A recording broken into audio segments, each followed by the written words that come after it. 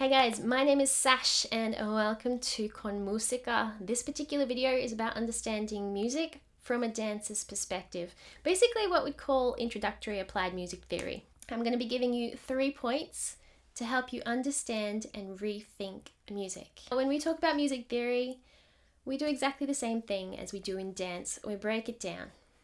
Point number 1. When broken down, music is written in what we call bars. Each of these bars holds a specific number of counts. If you ever see music written out, you're going to see a couple numbers at the beginning. Something like 6/8, 4/4, 3/4, 2/2. The top number in all these instances is going to tell you how many counts you have in every single bar of the song. We're going to stick with 4/4 for the moment because the majority of the music that you're going to be dancing to is going to be in 4. That's not to say that all music is. For example, some ballet or some waltzes might be counted in 3 or 6, but a lot of the classical, the commercial, the Latin, etc. is going to be in 4. Now, within our 4/4 bar, these particular symbols mean 1 count each. So within our 4/4 bar, we're going to have 4 of these. Now, if you're working with musicians, they will just use a 1 bar counting. You're 1, 2, 3, 4. Whereas for dancers, there is a 2 bar set that becomes your dancer's 8. You're 1, 2, 3, 4, 5, 6, 7, 8. Just a heads up, the 2 bars, that's not really a thing for musicians. So if you're working with musicians and they're not really used to it, that's probably because they've never encountered it before. Now these counts form what we call the beat. For students of some dance styles, this is going to be the first thing that you are going to learn to guide your steps and your timing. For example, in salsa, bachata, merengue, samba, kizomba, all of those basic steps are taken on the beat. The beat is the heartbeat of the music, it's the pulse. No matter what crazy things are going on in the instruments, you're always going to have that beat being consistent and stable.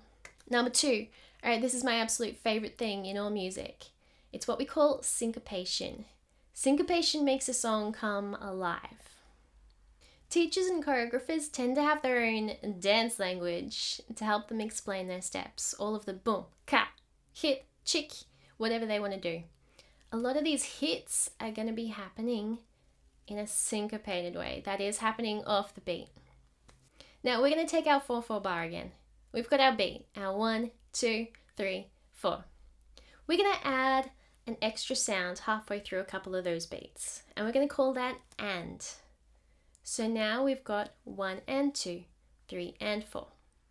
If we're going to extend that to your 8 counts, we're going to have 1 and 2, 3 and 4, 5 and 6, 7 and 8. If we wanted to chuck one of them onto every single count, we've got 1 and 2 and 3 and 4 and 5 and 6 and 7 and 8 and.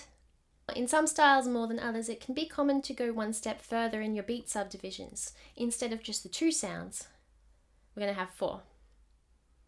So in between, we're going to add another little sound.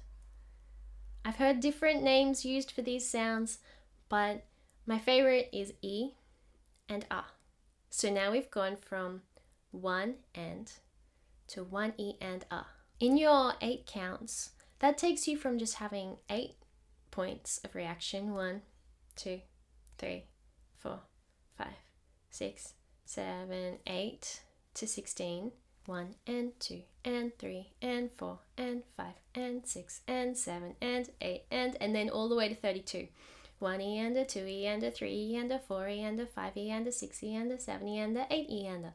Now, yes, it can create so many more opportunities, but the more complex you get, the more difficult and tiring it can get as well.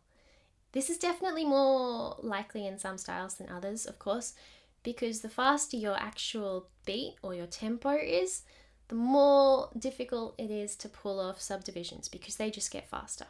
If your beat is 1, 2, 3, 4, 5, 6, 7, 8, your subdivisions will be 1 and 2 and 3 and 4 and 5 and 6 and 7 and 8.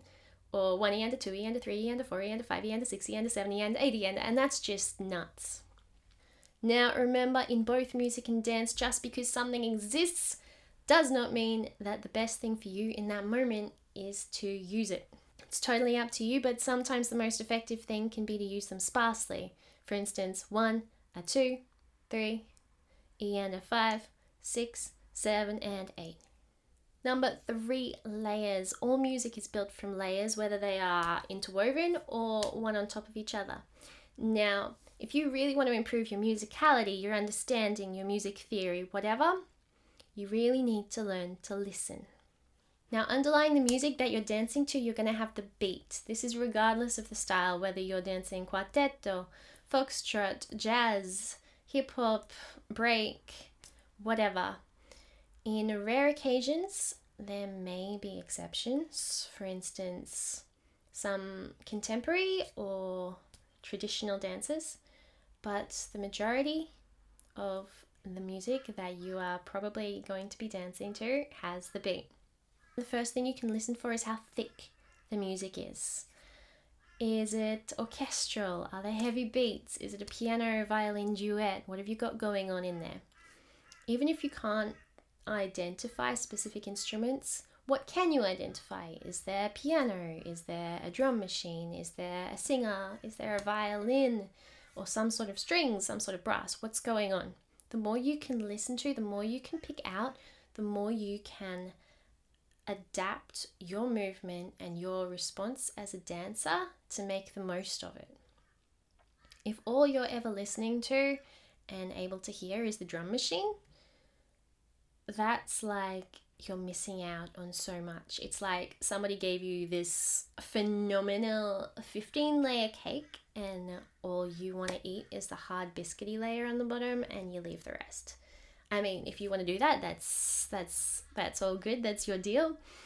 But there is so much more that you could be doing, and that would take your dance to the absolute next level. Sweet, and those are your 3 points to rethink music and music theory. If you have any questions, feel free to put them in a comment or shoot me a message and I'll do what I can to get back to you. In the meantime, stay safe, stay busy, keep dancing.